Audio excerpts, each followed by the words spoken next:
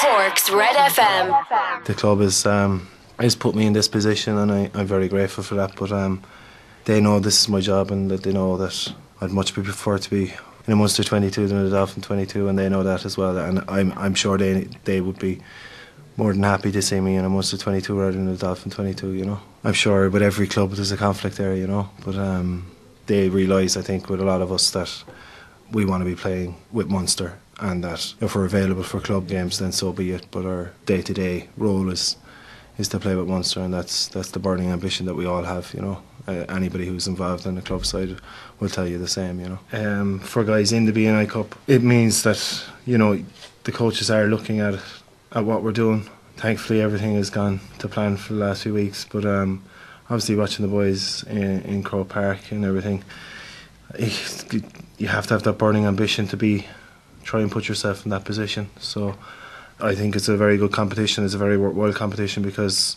if that wasn't there, maybe we'd have had 4 weeks where we were not so much twiddling our thumbs, but it's hard to run patterns against shadows, you know. So it gives us a good opportunity to go through stuff that we wouldn't be maybe doing on a daily or on a week-to-week basis with the boys, you know. We were very lucky that we went to Clonmel for an Inter Pro, and I think there was 3,000 or 4,000 people at it. And Nina, obviously the weather was a bit of a restriction, but Coventry was a full house as well. So, like, especially with the younger fellas, maybe that are 18, 19, 20, haven't been used to playing in front of a crowd and the pressure that goes with that, you know.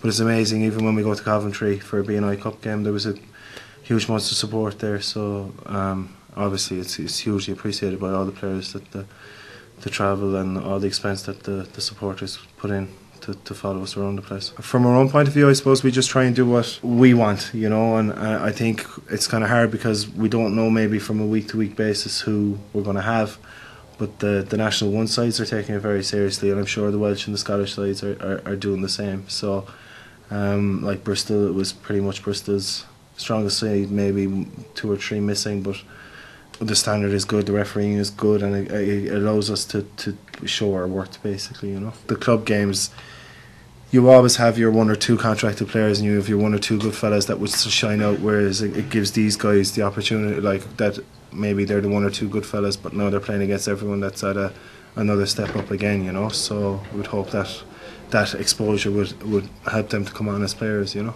We all want, you know, there's only 3 jerseys there or 5 in the squad, you know.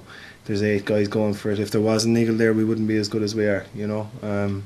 If there isn't competition for places, then we're wasting our time, you know. But like we're all vying for the spots. But the thing is, I think as soon as the decision is made, we all tie into it, and we all back the lads that are in the jerseys, because we know we're like, anybody who's in the squad is only an injury away from being in it, you know. So if you were to get bogged down and worried about it, then you're wasting your time, you know. Cork's Red FM.